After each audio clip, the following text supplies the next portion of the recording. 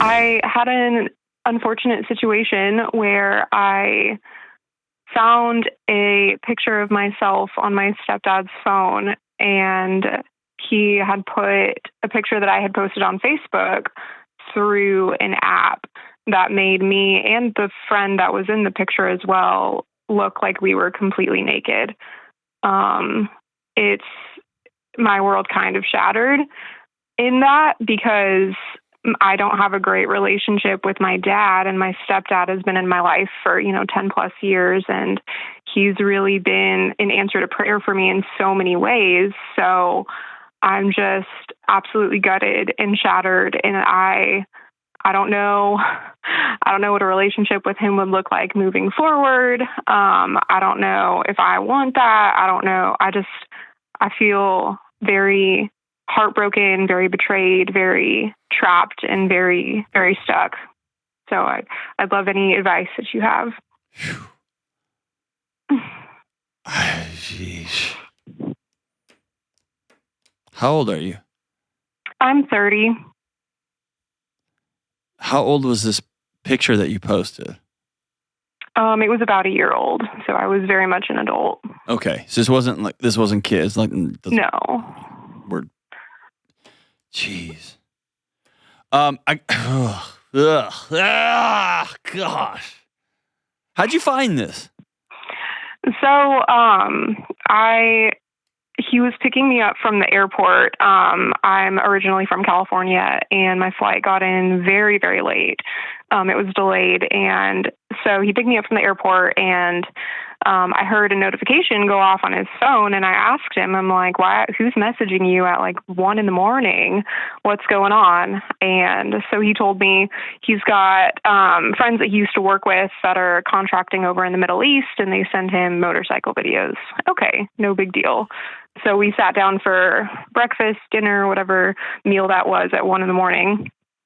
And I took his phone, and his password is my birthday. And so I looked at the message, and it was, in fact, just a motorcycle video. But he had another message that was kind of suspicious, and I asked him about it, and he was like, he just had some excuse for, oh, yeah, that's a girl that I knew from high school or whatever. And then I don't know why I did this, but I looked at his text messages, and one of the first messages that he had was a picture that he had sent himself. And so I opened that, and that's where I found the picture. I did have a chance to talk to him about it the next day, because right then I was absolutely shocked. I didn't. He saw you open the picture? No, he saw me open the messages, but he didn't see me open the text message thread, the picture. I just exited out of everything, put the phone down, slid it back over to him, and we ate breakfast in almost silence. So how'd your conversation with him go? So did the it start next day with, hey, stepdad, what the, how did it start? So I tried to not be overly emotional about it. Why? I don't know. You know what? I retract that. Why is a terrible question to ask you, and I just put you on the defensive, and you don't need that right now. I'm sorry about that. That was a bad move on my part. Okay, so you're challenging him. Yeah, and so I sat down with him and I said, hey, I found something inappropriate on your phone that's concerning. And he was like, yeah, what did you see? And so I told him, well, I saw the picture that you sent to yourself. And he said, yeah, well, yeah, it's an app, and I don't know, I was just playing around, I don't know, and just, kind of wishy-washy, waffling back and forth of, there's not an excuse for that. And so I asked him, I said, do you see me as a stepdaughter? Because that's not what that's not a fatherly, that's not something that a father figure would do. And he said, yeah, no, you're absolutely right. That's not something that a father figure would do. I do see you as a stepdad, but he couldn't look at me. And so I don't believe him. This does shatter my image of who he is in my life. But I just told him, hey, just delete the picture, delete the app. I'm not going to make a massive deal about this. I'm not going to tell my mom. I just, at that moment, I just really did want to forget about it, but like, I can't forget about it. Yeah.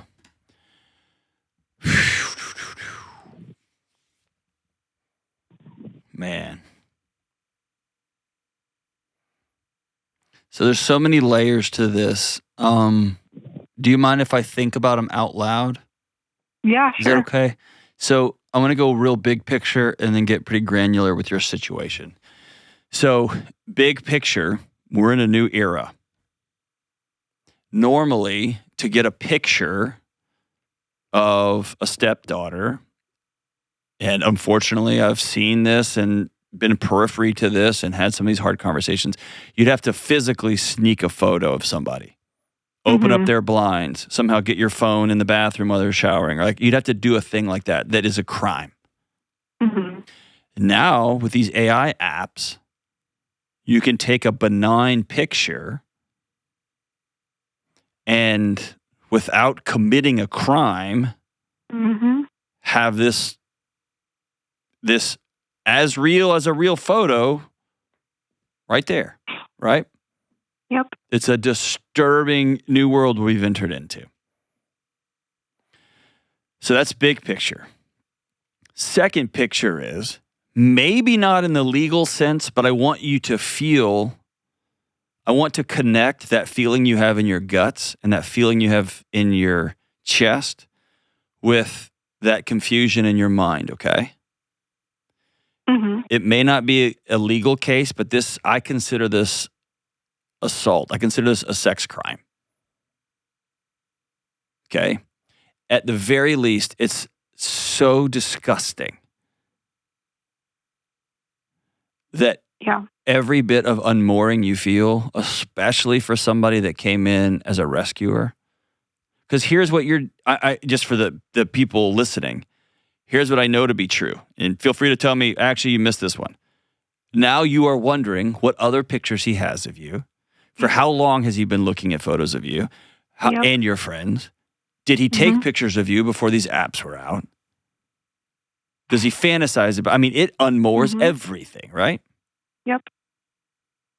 And you and I both know this doesn't happen a single time that someone happens to see a photo. You know that. I know that. And then I want to know, what friends in the Middle East is he texting? And what is he sending? And honestly, that stuff does matter, but not right now. Right now, you're just devastated. And so I have all sorts of opinions on what you should do next, and I also know it doesn't matter. My question to you is, what do you want to do next? Not what you think you should do. What is your gut telling you is the next right move? I'm so conflicted because part of me, like, I don't want to disqualify all the good that he's done in my life. But also, like, when I look back at our entire relationship, I was holding back. Like, I think I knew something was off for a while. I didn't want to hug him. I didn't want to, like, tell him I love you. He's been, like, a really good influence, but now I just feel dirty. Like, all those things are right. Like, this feels like the tip of the iceberg, you know? Yeah. Hold on. You're holding back. Don't do that. Well, I don't want to tell you. I don't want to tell you what to do and what to feel right now. But if you'll honor yourself, don't hold those tears back. Because right now, I've sat with enough people in the situation, there's a sense that if you start crying, you're never going to be able to stop. Is that fair? Yeah. I just feel like if I actually show emotion, it'll be like completely the end of a relationship with him at all. Okay, but listen, he ended it. And you have always known. You ever heard of the turkey problem? No. It's an economics thing, but it works here. A turkey is born the day after Thanksgiving and is moved into the family yard. And every day the farmer goes out and pets that turkey and feeds that turkey the best of the best of the best. And over time, that turkey knows and would tell everybody, this is the greatest guy who ever lived. He feeds me every day. He pets me. He brings in mates for me. Until Thanksgiving morning.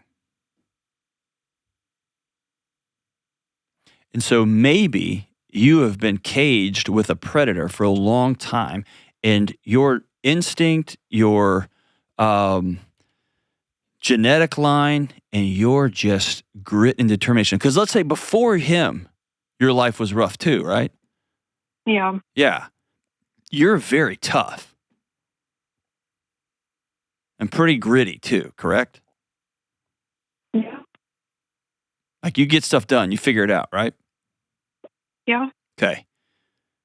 So it may be that caged with a predator,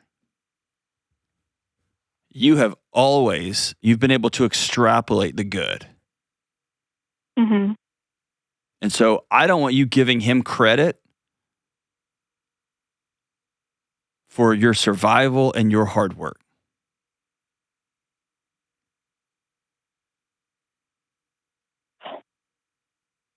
Okay.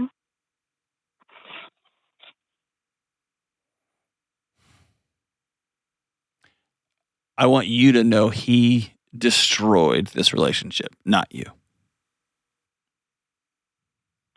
Yeah, that's true. And I know that you want to hang on to it. Okay, you're getting hard on me. Tell me what's happening inside your chest. I can feel you walling up. Yeah, no, I think you're absolutely correct. And I'm just really frustrated at myself for not seeing what you're saying sooner of you're right. I have been chained to a predator and have made the most of the situation, but why did I not know? I knew, as you said, my gut told me, I just didn't, I don't know if I didn't care or didn't want, I'm angry with myself. I'm frustrated. How long have you known him? Since you were 20? He's been in my life as a stepdad since 20, but he's been in my life since I was 6 or 7. Okay. Do you have any memories of him doing something shady? There was one time I remember I was rooming with, he was living with my mom, and I was staying with his daughter, my stepsister, at his house, but he wasn't living there. And there was one night that he did come get into bed with me. Mm-hmm. Nothing happened, but he just slept there. Yeah.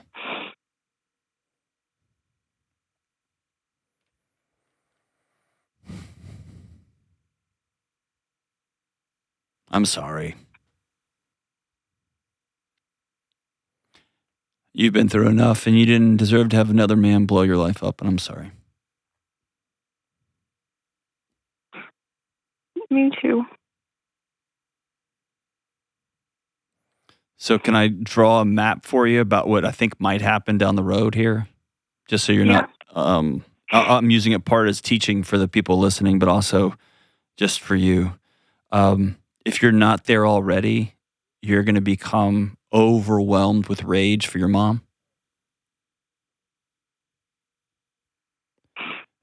And you're going to be overcome with rage for him. And you're going to begin to ask yourself, was your whole childhood a lie? What do you not remember? And then there's going to be little GPS pins popping up all over the place. Okay? And then you're going to think about another sleepover when you had a friend over that you're going to think about all that. It's just going to come back in pieces and pieces and pieces until it's like a leak coming from a hot water heater till the whole thing just burst. Okay? And so I want you to hear me say, you cannot go through this next stage by yourself. It'll kill you. Okay?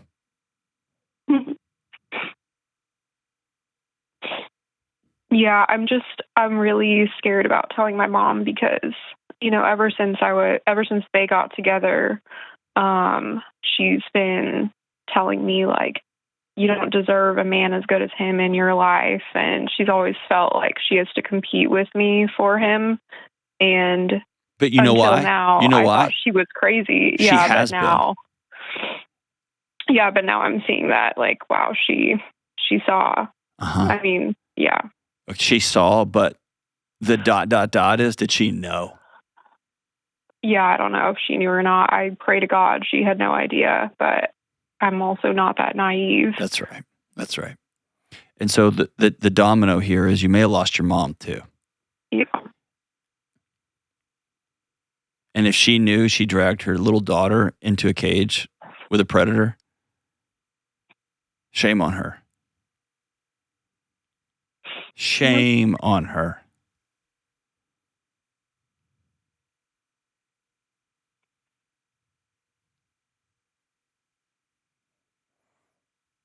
And you can find out with a simple email or a simple phone call. And if she chooses your side immediately, you know, oh my God, she didn't know. And if she says, how dare you talk about this man that was so good, then you know. Mm-hmm. Right? Mm-hmm.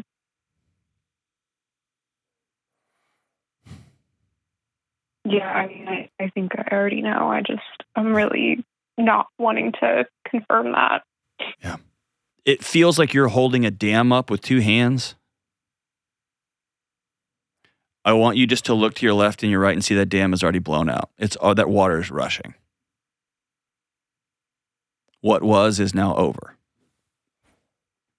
And so that strength and energy you're using to hold up what was, or the shreds of what was, it's just wasted energy. I want you to use that energy on you.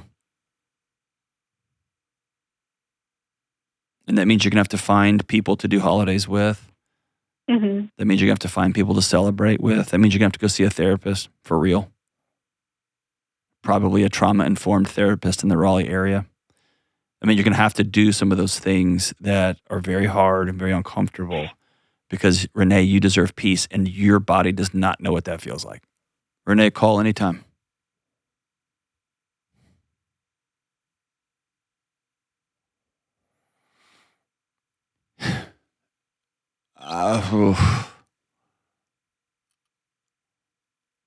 Everybody listening, and everybody listening is probably feeling the same bit of disgust, the shock. Let's burn it down, call everybody. And that's what I want to say too. I want to tell Renee, you need to get on the phone, you need to call everybody, you need to burn it all down, you need to find out who was in the Sunday school class, all those things. And I get that. And also I want everybody to know I've sat with so many Renees in my career, and I'm just so sick to my stomach and heartbroken. But there's a fog and there's a depth of this hurt that is so almost, it's a paralytic. It's so hard. And